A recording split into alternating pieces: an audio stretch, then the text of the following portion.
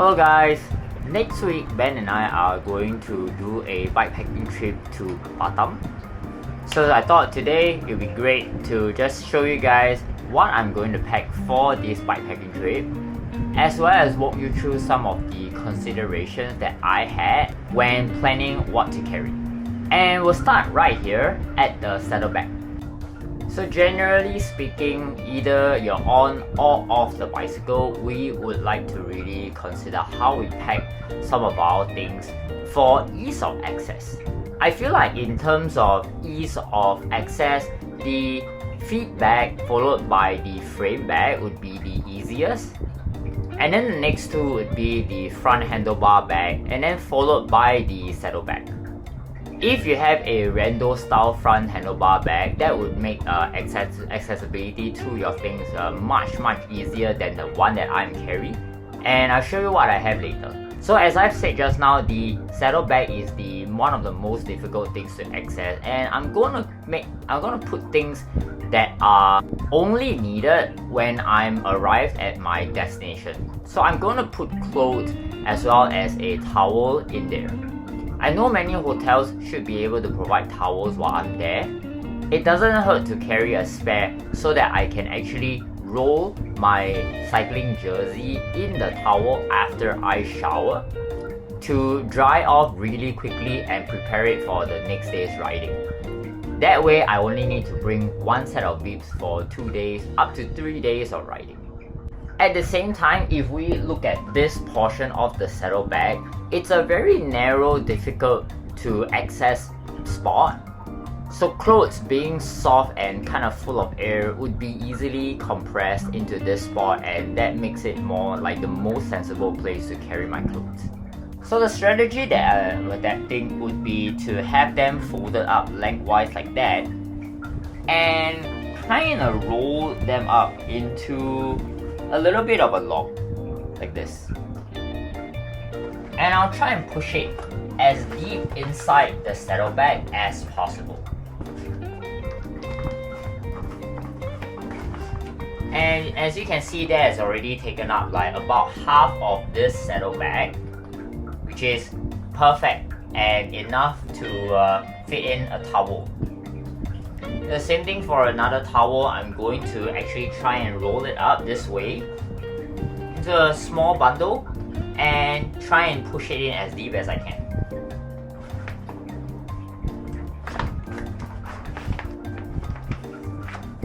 Perfect. I'll also try and squeeze out all of the air from inside the saddlebag before I roll it up.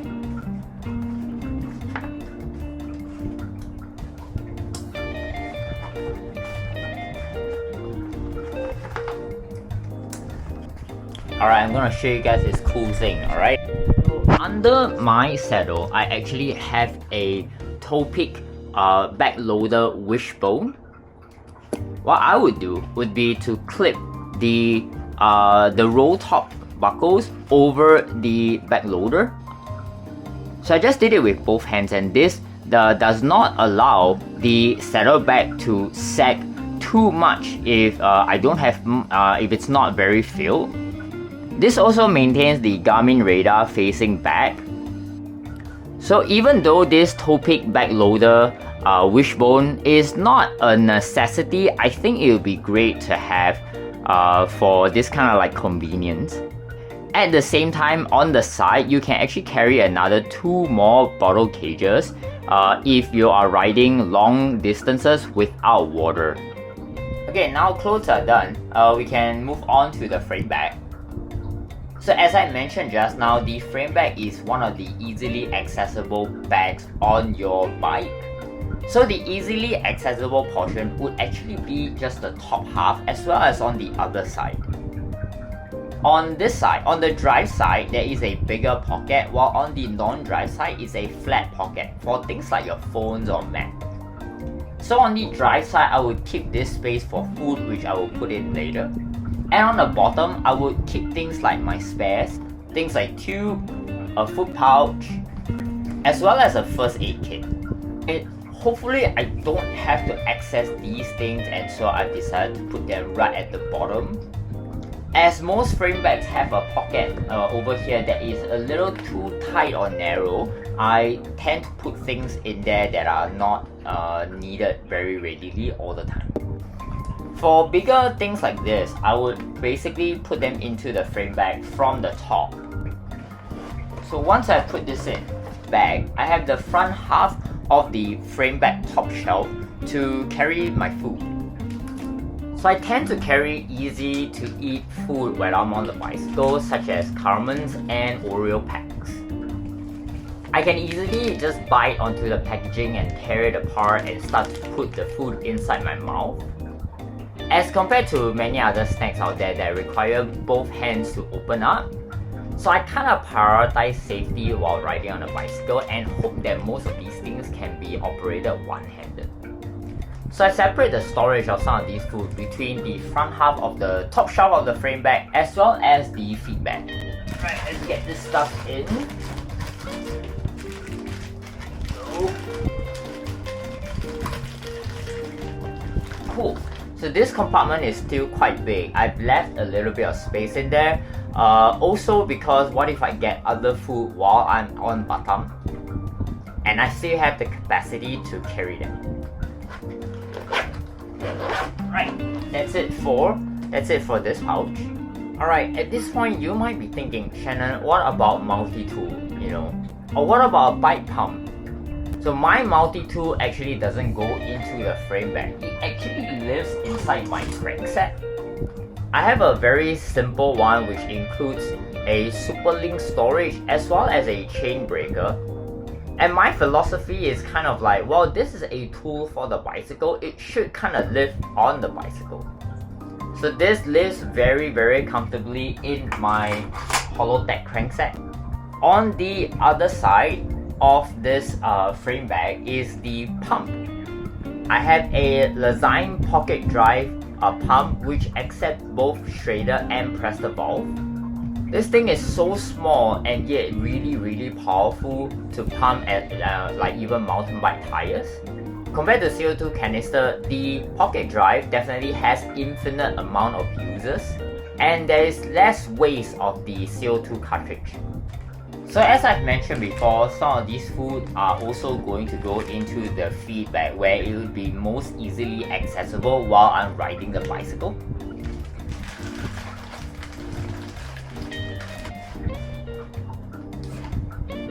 I'm gonna roll the bike backwards so you can have a look at what is on the handlebar bag. So back when I was living in China, I've designed a very minimalistic front rack that feels and looks like the Jack the Bike rack. And for the front handlebar bag, I'm using the Swift Industries Zeitgeist bag. So as of right now, the Zeitgeist bag is empty and it will be reserved for my rain jacket. I've added some bungee cords on the top so that the rain jacket can sit on the top if it gets wet and I don't need it.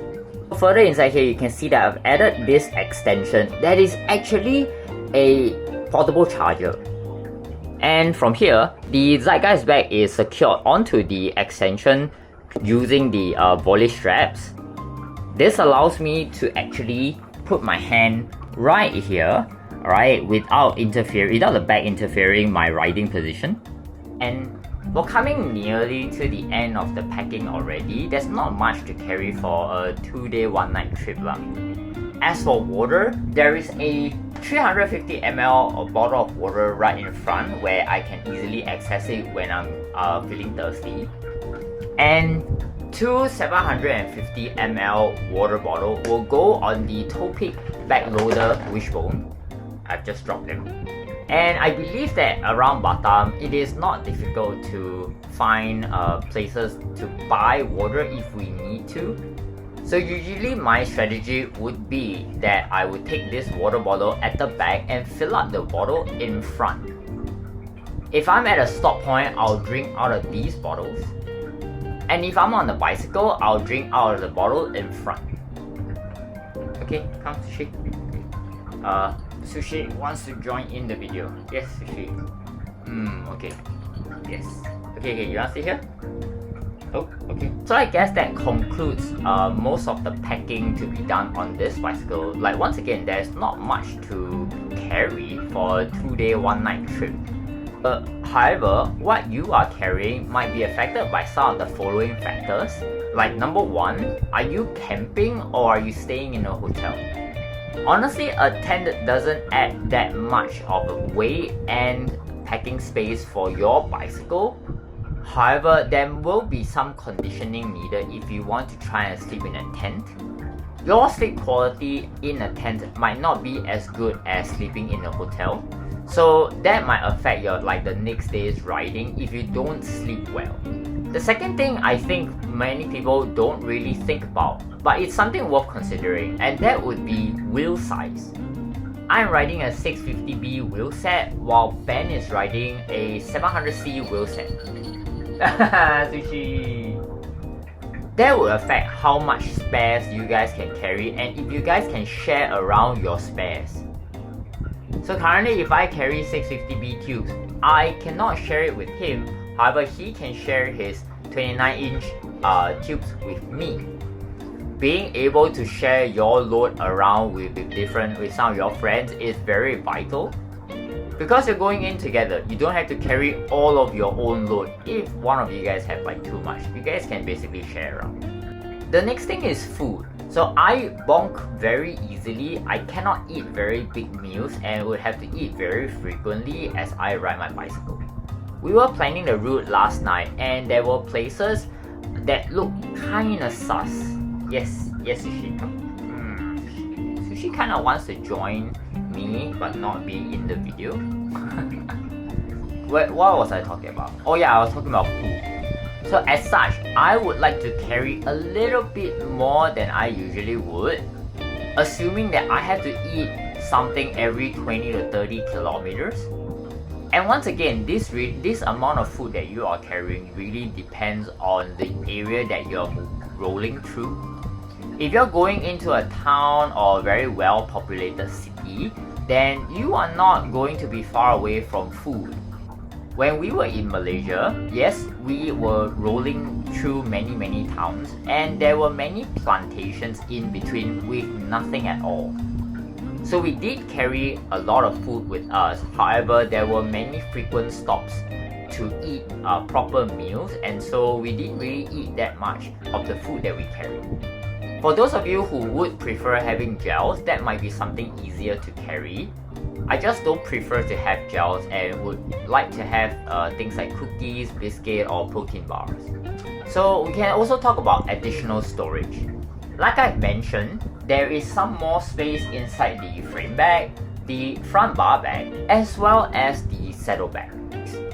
There is the tendency to overpack in my first few bikepacking trips.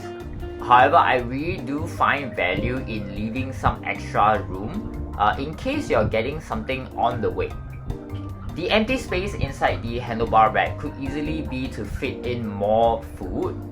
If there's no place to eat, we can eat by the side of the road, or we can always carry the food back to the hotel to eat. Having some more room in the frame bag means that I can transfer some of the food from here back down, and maybe carry some more things on the front which needs to be more accessible easily, like my passport. So if you're wondering where my passport will go, I would usually put it on the flat side of my frame bag.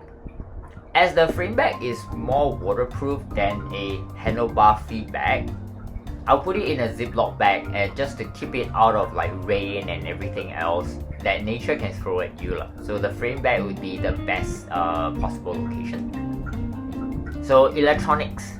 Most of the time I carry cameras on myself as I'm riding through all of these areas.